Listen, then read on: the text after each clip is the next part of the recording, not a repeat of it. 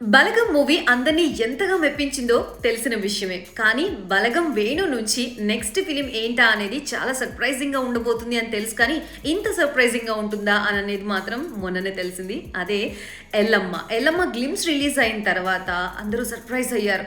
దేవిశ్రీ ప్రసాద్ హీరోగా రాబోతున్నారు. We all know Devi Sri Prasad as a music డైరెక్టర్‌గా.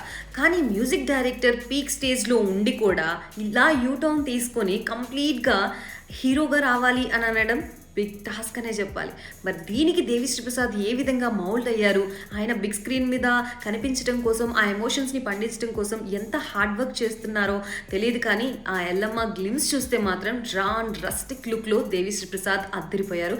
అండ్ దేవిశ్రీ ప్రసాద్ పర్షి అనే క్యారెక్టర్లో మన ముందుకి రాబోతున్నారు. అండ్ ఈ మూవీ తెలుగు, హిందీ, తమిళం, మలయాళం, కన్నడ 5 భాషల్లో ఒకేసారి రిలీజ్ కాబోతోంది.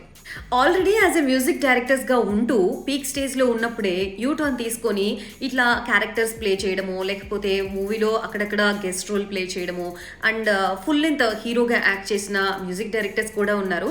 ఆర్పి పట్నాయక్, రఘు కుంచే, అనిరుద్, విజయ్ ఆంటోనీ. సో వీళ్ళందరూ కూడా ఈ విధంగా వచ్చిన వాళ్ళే. ఈ విధంగా వచ్చి మనందరినీ ఎంతగానో మెప్పించారు. మరి ఈ లిస్ట్లో దేవిశ్రీ ప్రసాద్ కూడా జాయిన్ అవుతారా లేదో లెట్స్ సీ.